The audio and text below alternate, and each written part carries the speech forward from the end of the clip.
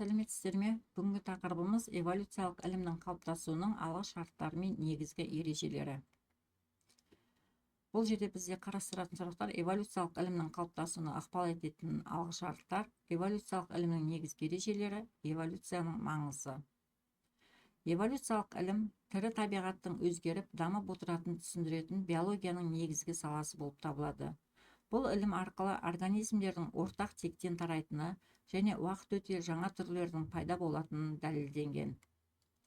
Эволюциялық ілімнің қалыптасуына әсер еткен алғы шарттар табиғаттану ғылымдарының анатомия, эмбриология, геология, палеонтология дамуы болып табылады. Салыстырмалы анатомияның дамуы жануарлардың ұқсас мүшелерінің барлығы ортақ текті дәлелдеді. Палеонтология қазба қалдықтар арқылы организмдердің біртіндеп өзгергенін көрсетеді. Географиялық таралу заңдылықтары әртүрлі аймақтағы түрлердің қоршаған ортаға бейімделуі болып келеді.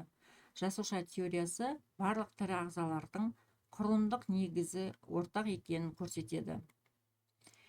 Эволюциялық ілімнің негізгі ережелеріне келетін болсақ, барлық тірі ағзалар өзгеріп, дамиды және ортақ ата тектен шықты. Эволюция ұзақ уақыт бойы біртіндеп жүреді.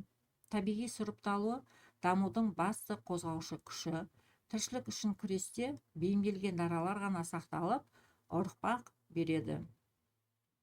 Маңызына келетін болсақ, тіршіліктің даму заңдылықтарын түсіндіреді. Эволюция арқылы барлық тірі ағзалардың қалай пайда болып, уақыт өте қалай өзгерерін білуге болады. Ортаға бейімделудің себебін көрсетеді. Әрбір ағза өзінің тіршілік ететін ортасына бейімделу арқылы өмір сүреді. Бұл бейімделулер эволюция нәтижесінде қалыптасады. Түрлердің шығу тегін дәлелдейді. Барлық тірі ағзалардың ортақ ата тектен тарағанын дәлелдеп, олардың арасында ұқсастықтар мен айырмашылықтарын түсіндіреді. Адамның табиғаттағы орнын қалай анықтайды? Эволюция ілімі адамның басқа тіршілік иелерімен биологиялық байланысын көрсетіп, оның табиғи даму жолын ашады. Биология ғылымның негізін қалайды, яғни эволюциялық көзқарас экология, генетика, анатомия, физиология сияқты ғылымдардың дамуына ықпал етті. Табиғаттағы қорғау мен болашақ дамуды болжауға мүмкіндік береді. Эволюцияны түсіну арқылы адам экожүйелердің өзгерісін, жаңа түрлердің пайда болуын немесе жойылу қаупін анықтай алады. Қорытындай келе, бұл жерде эволюциялық ілім тіршіліктің күрделі дамуын түсіндіреді.